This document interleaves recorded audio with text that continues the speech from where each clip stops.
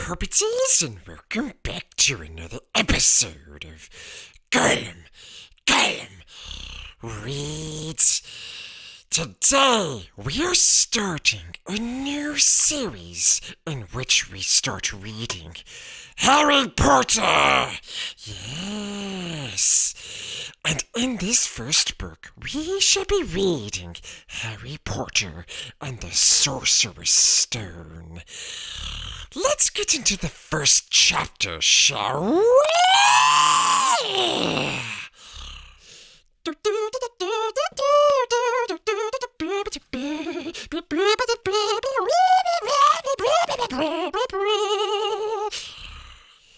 Chapter 1.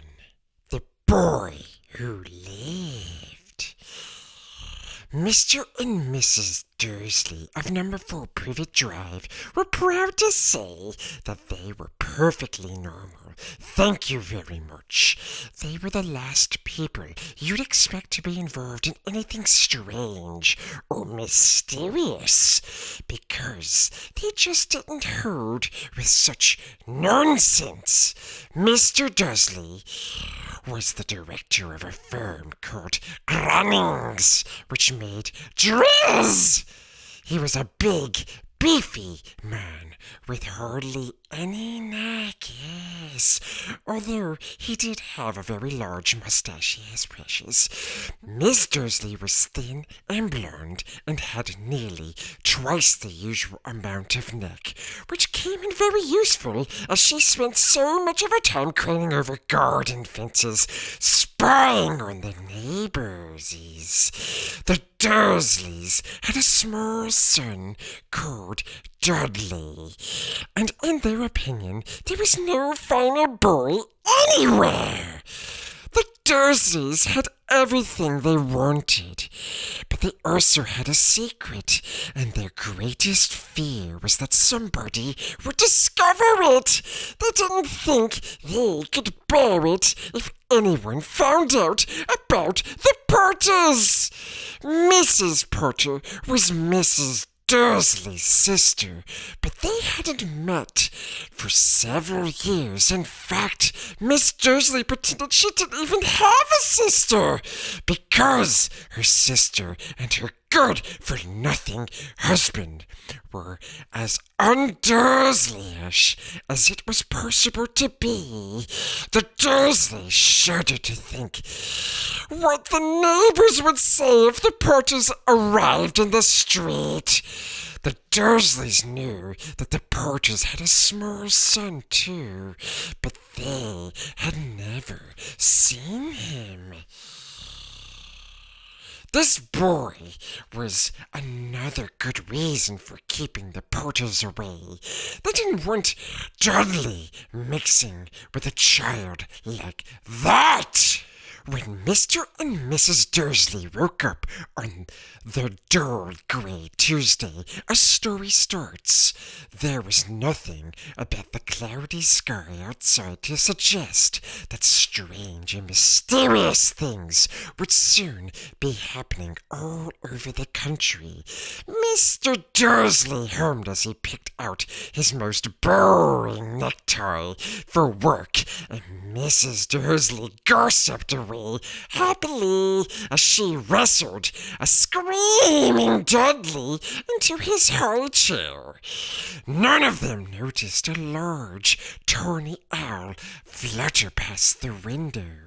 At 8:30, Mr. Dursley picked up his briefcase, pecked Mrs. Dursley on the cheek, and tried to kiss Dudley goodbye, but missed, because Dudley was now having a tantrum, yes, and throwing his cereal at the walls. "Little tyke," chortled Mr. Dursley as he left the house. He got into his car and backed out of number 4's drive. It was on the corner of the street that he noticed the first sign of something peculiar. A cat reading a map. For a second, Mr. Dursley didn't realize what he had seen. Then he jerked his head around to look again. Yes, there was a tabby cat standing on the corner of Privet Drive, but there wasn't a map in sight. What could he have been thinking of? It must have been a trick of the light. Mr. Dursley blinked and stared at the cat. It stared back, yes, as Mr. Dursley drove around the corner and up the road. He watched the cat in his mirror. It was now reading the sign that said Private Drive. No! Looking at the sign. Cats couldn't read maps or signs.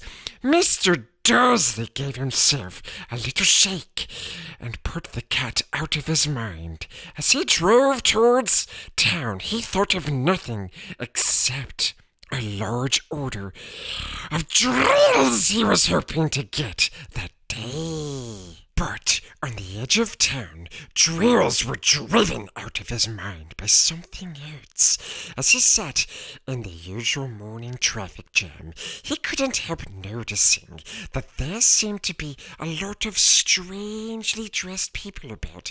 People in cloaks. Mr. Dursley couldn't bear people who dressed in funny clothes. The get-ups you saw in young people. Yeah! He supposed this was some stupid new fashion. He drummed his fingers on the steering wheel, and his eyes fell on a huddle of these weirdos standing quite close by. They were whispering excitedly together. Mr. Dursley was enraged to see that a couple of them weren't young at all. Why, that man had to be older than he was, and wearing an emerald green cloak. The nerve of him! But then it struck Mr. Dursley that this was probably some silly stunt. Yes, these people were obviously collecting for something. Yes, that would be it. The traffic moved on, and a few minutes later, Mr. Dursley arrived in the Grunnings car park, his mind back on the drills. Mr. Dursley always sat with his back to the window in his office on the 9th floor. If he hadn't, he might have found it harder to concentrate on drills that morning. He didn't see the owl swooping past in broad daylight, though people down in the street did. They pointed and gazed open-mouthed as owl after owl sped overhead. Most of them had never seen an owl, even at night time. Mr. Dursley, however, had a perfectly normal owl-free morning. He yelled at 5 different people. He made several important telephone calls and shouted a bit more. He was in a very good mood until lunchtime, when he thought he'd stretch his legsies and walk across the road to buy himself a bun from the baker's opposite. He'd forgotten all about the people in cloaks until he passed a group of them next to the baker's. He eyed them angrily as he passed. Yes, he didn't know why, but they made him uneasy. This lot were whispering excitedly too, and he couldn't see a single collecting 10. It was on his way back, past them clutching the large donut in a bag, that he caught a few words of what they were saying. The Potters! That's right, that's what I heard! Yes, their son, Harry! Mr. Dursley stopped dead. Fear flooded him. He looked back at the whispers as if he wanted to say something to him, but thought better of it. He dashed back across the road, hurried up to his office, snapped at his secretary not to disturb him, seized his telephone, and had almost finished dialing his home number when he changed his mind. He put the receiver back down and stroked his mustache, thinking, no, he was being stupid. Porter wasn't such an unusual name. He was sure there were lots of people called Porter who had a son called Harry. Come to think of it, he wasn't even sure his nephew was called Harry. He'd never even seen the boy. He might have been Harvey or Harold. There was no point in worrying Mrs. Dursley. She always got so upset at any mention of her sister. He didn't blame her if he'd had a sister like that. But all the same, those people in cloaks. He found it a lot harder to concentrate on the drills that afternoon, and when he left the building at 5 o'clock, he was still so worried that he walked straight into someone just outside the door. "Sorry," he grunted as the tiny old man stumbled and almost fell. It was a few seconds before Mr. Dursley realized that the man was wearing a violet cloak. He didn't seem at all upset at being almost knocked to the ground. On the contrary, his face split into a wide smile, and he said in a squeaky voice that made passers-by stare, "Don't be sorry, my dear, for nothing could upset me today. Rejoice, for you know who has gone at last. Even muggles like yourself should be celebrating, precious. Yes, this happy day!" And the old man hugged Mr. Dursley around the middle and walked off. Mr. Dursley stood rooted to the spot. He had been hugged by a complete stranger. He also thought he had been called a muggle, whatever that was. He was rattled. He hurried to his car and set off home, hoping he was imagining things, which he had never hoped before, because he didn't approve of imagination. As he pulled into the driveway of number 4, the first thing he saw, and it didn't improve his move, was the tabby cat he spotted that morning. It was now sitting on his garden wall. He was sure it was the same one. It had the same markings around its eyes. "Shoo!"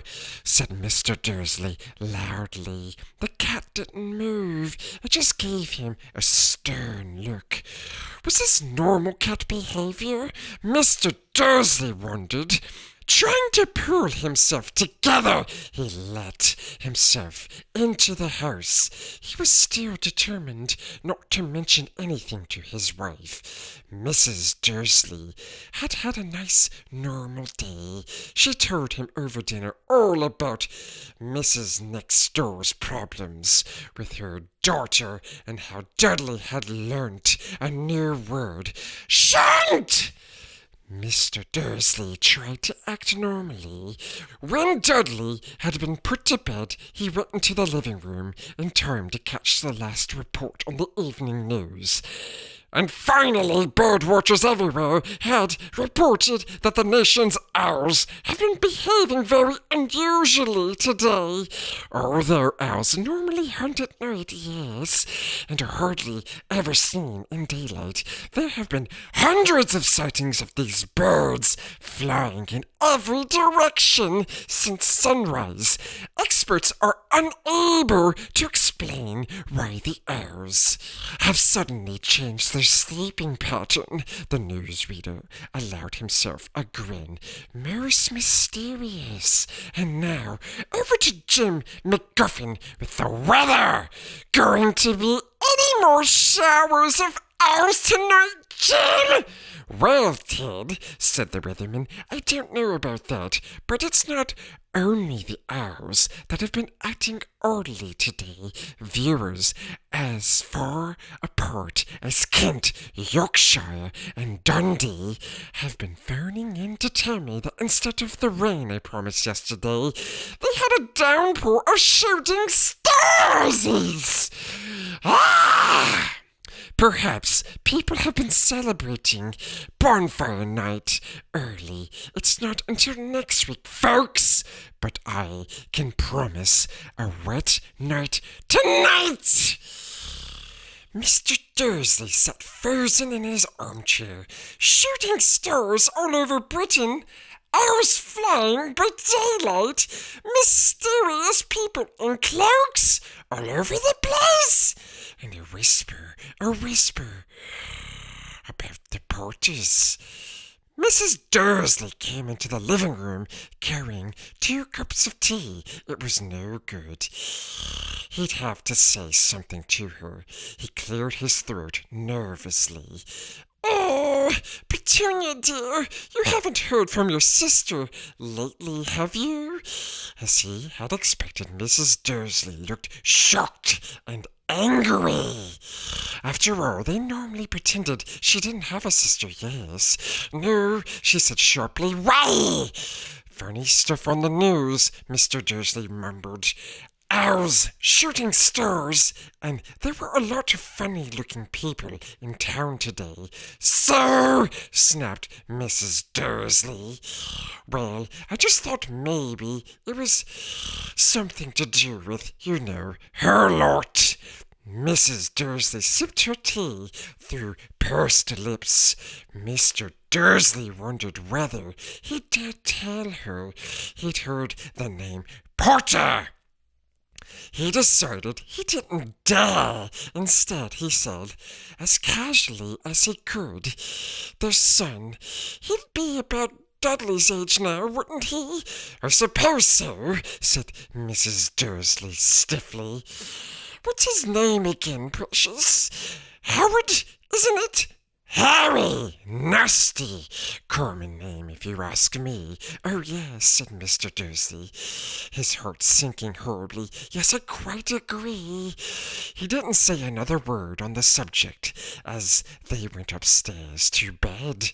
While Mrs. Dursley was in the bathroom, Mr. Dursley crept to the bedroom window and peered down into the front garden. The cat was still there. It was staring down Privet Drive as though it was waiting for something. Was he imagining things? Could all this have anything to do with the Potters? If it did, if it got out that they were related to a pair of, well, he didn't think he could bear it. The Dursleys got into bed. Mrs. Dursley fell asleep quickly. But Mr. Dursley lay awake, turning it all over in his mind. His last comforting thought before he fell asleep, yes, was that even if the Potters were involved, there was no reason for them to come near him and Mrs. Dursley. The Potters knew very well what he and Petunia thought about them and their kind. He couldn't see how he and Petunia could get mixed up in anything that might be going on. He yawned and turned over. It couldn't affect them. How very wrong he was. Mr. Dursley might have been drifting into an uneasy sleep, but the cat on the wall outside was showing no sign of sleepiness. It was sitting as still as a statue, as its eyes fixed unblinkingly on the far corner of Privet Drive. It didn't so much as quiver when a car door slammed in the next street. No, when 2 owls swooped overhead. In fact, it was nearly midnight before the cat moved at all. A man appeared on the corner. The cat had been watching, appeared so suddenly and silently, you'd have thought he'd just popped out of the ground. The cat's tail twitched and its eyes narrowed. Nothing like this man had ever been seen in Privet Drive. He was tall, thin, and very old, judging by the silver of his hair and his beard, which were both long enough to tuck into his belt. He was wearing long robes, a purple coat which swept the ground, and his high-heeled buckled boots. His blue eyes were light, bright and sparkling behind half-moon spectacles, and his nose was very long and crooked, as though it had been broken at least twice. This man's name was Albus Dumbledore. Albus Dumbledore didn't seem to realize that he had just arrived in a street where everything from his name to his boots was unwelcome. He was so busy rummaging in his cloak, looking for something. But he did seem to realize he was being watched, because he looked up suddenly at the cat, which was still staring at him from the other end of the street. For some reason, the sight of the cat seemed to amuse him. He chuckled and muttered, "I should have known." He found what he was looking for in his inside pocket. It seemed to be a silver cigarette lighter. He flicked it open, held it up in the air, and clicked it. The nearest street lamp went out with a little pop. He clicked it again. The next lamp flickered into darkness. 12 times he clicked yes, the put outer, until the only lights left in the whole street were 2 tiny pinpricks in the distance, which were the eyes of the cat watching him. If anyone looked out of their window now, even beady-eyed Mrs. Dursley, they wouldn't be able to see anything that was happening. Down on the pavement, Dumbledore slipped the putter-outer back inside his cloak and set off down the street towards number 4, where he sat, down on the wall next to the cat. He didn't look at it, but after a moment he spoke to it. "Fancy seeing you here, Professor McGonagall." He turned to smile at the tabby, but it had gone. Instead, he was smiling at a rather severe-looking woman who was wearing square glasses, exactly the shape of the markings the cat had around its eyesies. She, too, was wearing a cloak, an emerald one. Her black hair was drawn into a tight bun. She looked distinctly ruffled. "How did you know it was me?" she asked. "My dear Professor, I've never seen a cat sit so stiffly." "You'd be stiff if you'd been sitting on a brick wall all day," said Professor McGonagall. "All day? When you could have been celebrating?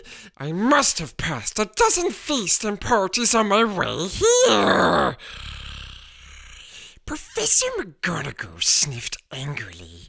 "Oh, yes, everyone's celebrating all right," she said impatiently. "You'd think they'd be a bit more careful, but no, even the Muggles have noticed something going on. It was on their news." She jerked her head back at Dursley's dark living room window. "I heard it. Flocks of owls, shooting stars. Well, they're not completely stupid. They were bound to notice something. Shooting stars down in Kent? I bet that was Daedalus Diggle. Ah! He never had much sense. You can't blame them, said Dumbledore gently. We've had a precious little to celebrate for 11 years. I know that, said Professor McGonagall irritably, but that's no reason to lose your heads. People are being downright careless out on the streets in broad daylight, not even dressed in muggle clothes, swapping rumours. She threw a sharp sideways glance at Dumbledore here, as though hoping he was going to tell her something, but he didn't, so she went on.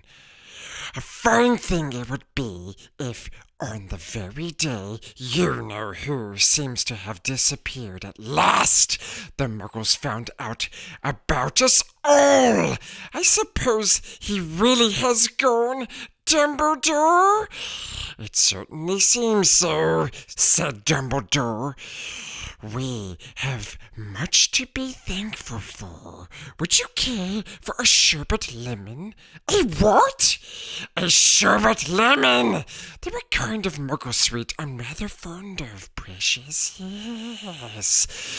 No, thank you, said Professor McGonagall coldly, as though she didn't think this was the moment for sherbet lemons. As I say, even if you-know-who has gone, my dear Professor, surely a sensible person like yourself can call him by his name. Oh, this you-know-who nonsense. For 11 years, I have been trying to persuade people to call him by his proper name, Voldemort. Professor McGonagall flinched, but Dumbledore, who was unsticking 2 sherbet lemons, seemed to not notice. It all gets so confusing if we keep saying you-know-who. I have never seen any reason to be frightened of saying Voldemort's name. I know you haven't, said Professor McGonagall, sounding half exasperated, half admiring, but you're different. Everyone knows you're the only one you-know-who. Oh, all right, Voldemort was frightened of. You flatter me, said Dumbledore calmly. Voldemort had powers I will never have. Only because you're too, well, noble to use them. It's lucky it's dark. I haven't blushed so much since Madame Pomfrey told me she liked my new earmuffs. Professor McGonagall shot a sharp look at Dumbledore and said, The owls are nothing to the rumors that are flying around. You know what everyone's saying about why he disappeared, about what finally stopped him. It seemed that Professor McGonagall had reached the point she was most anxious to discuss, the real reason she had been waiting on a cold, hard wall all day, for neither as a cat nor as a woman had she fixed Dumbledore with such a piercing stare as she did now. It was plain that whatever everyone was saying, she was not going to believe it until Dumbledore told her it was true. Dumbledore, however, was choosing another sherbet lemon and did not answer. What are they saying? She pressed on. Is that last night Voldemort turned up in Godric's Hollow? He went to find the Potters. The rumor is that Lily and James Potter are that they're dead. Dumbledore bowed his head. Professor McGonagall gasped. Lily and James, I can't believe it. I didn't want to believe it. Oh, Albus! Dumbledore reached out and patted her on the shoulder. I know, he said heavily. Professor McGonagall's voice trembled as she went on. That's not all they're saying. He tried to kill the Potter's son, Harry! But he couldn't. He couldn't kill that little boy. No one knows why or how. But they're saying that when he couldn't kill Harry Potter, Voldemort's power somehow broke, and that's why he's gone. Dumbledore nodded glumly. It's true, faltered Professor McGonagall. After all he's done, all the people he's killed, he couldn't kill a little boy. It's just astounding, of all the things to stop him. But how, in the name of heaven, did Harry survive? We can only guess, said Dumbledore. We may never know. Professor McGonagall pulled out a lace handkerchief and dabbed her eyes beneath her spectacles. Yes, Dumbledore gave a great sniff as he took a golden watch from his pocket and examined it. It was a very odd watch. It had 12 handses, but no numbers. Instead, little planets were moving around the edge. It must have made sense to Dumbledore, though, because he put it back in his pocket and said, Hagrid's late. I suppose it was he who told you I'd be here, by the way. Yes, said Professor McGonagall, and I don't suppose you're going to tell me why you're here of all places. I've come to bring Harry to his aunt and uncle. They're the only family he has left now. You can't mean the people who live here? Cried Professor McGonagall, jumping to her feet and pointing to number 4. Dumbledore, you can't! I've been watching them all day. You can find 2 people who are less like us. And they've got this son. I saw him kicking his mother all the way up the street, screaming for sweets. Harry Potter, come and live here? Ah! It's the best place for him, said Dumbledore firmly. His aunt and uncle will be able to explain everything to him when he's older. I've written them a letter. A letter, repeated Professor McGonagall faintly, sitting back down on the wall. Really, Dumbledore? You think you can explain all this in a letter? These people will never understand him. He'll be famous, a legend. I wouldn't be surprised if today was known as Harry Potter Day in the future. There will be books written about Harry. Every child in our world will know his name. Exactly, said Dumbledore, looking very seriously over the top of his half-moon glasses. It would be enough to turn any boy's head. Famous before he can walk and talk? Famous for something he won't even remember? Can't you see how much better off he'll be growing up away from all that until he's ready to take it in? Professor McGonagall opened her mouth, changed her mind, swallowed, and then said, Yes, you're right, of course, yes, precious, but how is the boy getting here, Dumbledore? She eyed his cloak suddenly, as though she thought he might be hiding Harry underneath it. Hagrid's bringing him. You think it wise to trust Hagrid with something as important as this? I would trust Hagrid with my life, said Dumbledore.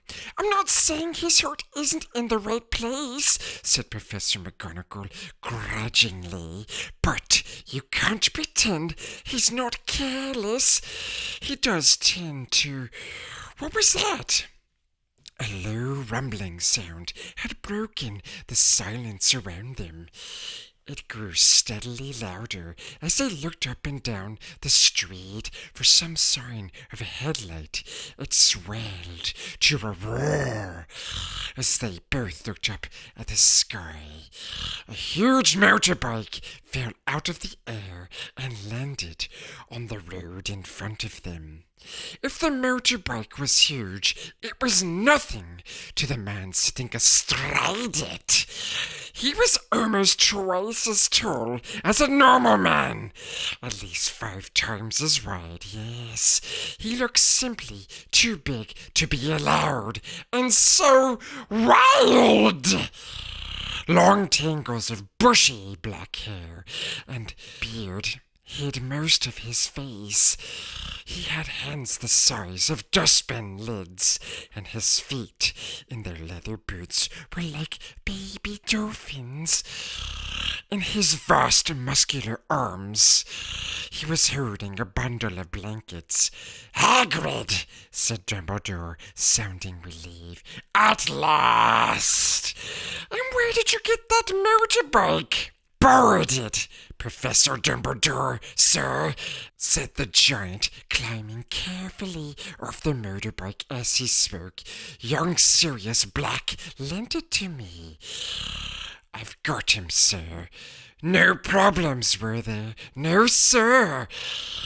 House was almost destroyed, but I got him out all right before the muggles started swarming around. He fell asleep as he was flying over Bristol."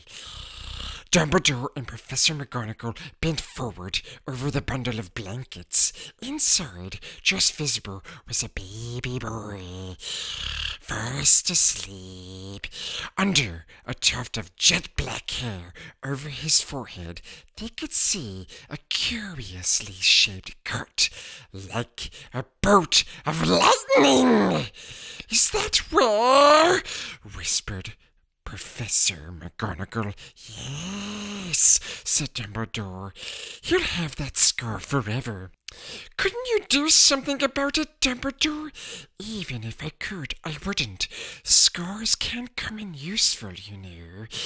I have one myself above my left knee, which is a perfect map of the London Underground." "Well, give him here, Hagrid. We better get this over with." Dumbledore took Harry in his arms and turned toward the Dursleys' house. Could I say goodbye to him, sir?" asked Hagrid. He bent his great shaggy head over Harry and gave him what must have been a very whiskery kiss. Then suddenly Hagrid let out a howl like a wounded dog. "Shh!" hissed Professor McGonagall. "You wake the muggles!" Sorry," sobbed Hagrid, taking out a large spotted handkerchief and burying his face in it. "But I can't stand it. Lily and James dead, and poor little Harry off to live with the muggles." Yes, it's all very sad, but get a grip on yourself, Hagrid, or we'll be found," Professor McGonagall whispered, patting Hagrid gingerly on the arm as Dumbledore stepped over the low garden wall and walked to the front door. He laid Harry gently on the doorstep, took a letter out of his cloak, tucked it inside Harry's blankets, and then came back to the other two. For a full minute the three of them stood and looked at the little bundle. Hagrid's shoulders shook. Professor McGonagall blinked furiously, and then twinkling light that usually shone from Dumbledore's eyes seemed to have gone out. "Well," said Dumbledore finally, "that's that. We've no business staying here. We may as well go and join the celebrations." "Yeah," said Hagrid in a very muffled voice. "I'd best get this bike away. Good night, Professor McGonagall. Professor Dumbledore, sir." Wiping his streaming eyes on his jacket sleeve, Hagrid swung himself onto the motorbike and kicked the engine into life. With a roar, it rose into the air and off into the night. I shall see you soon, I expect, Professor McGonagall, said Dumbledore, nodding to her. Professor McGonagall blew her nose in reply. Dumbledore turned and walked back down the street. On the corner, he stopped and took out his silver put-outer. He clicked it once, and 12 balls of light sped back to the street lamps, so that Privet Drive glowed suddenly orange, and he could make out a tabby cart slinking around the corner at the other end of the street. He could see the bundle of blankets on the step of number 4. "Good luck, Harry," he murmured. He turned on his heel, and with a swish of his cloak, he was gone. A breeze ruffled the neat hedges of Privet Drive, which lay silent and tidy under the inky sky, the very last place you would expect astonishing things to happen. Harry Potter rolled over inside his blankets without waking up. One small hand closed on the letter beside him, and he slept on, not knowing he was special, not knowing he was famous, not knowing he would be woken in a few hours' time by Mrs. Dursley's screams as she opened the front door to put out the milk bottles, nor that he would spend the next few weeks being prodded and pinched by his cousin Dudley. He couldn't know that at this very moment people meeting in secret all over the country were holding up their glasses and saying in hushed voices, "To Harry Potter, the boy who lived." We hope you enjoyed this reading of Chapter 1, The Boy Who Lived. And if you did, precious, yes, don't forget to smash the like button and leave a comment down below. Yes, and if you want to get more videos like this one, don't forget to subscribe. Do it! You know you want to, my love. Yes, do it. Until next time, Hobbitses. Gollum, Gollum,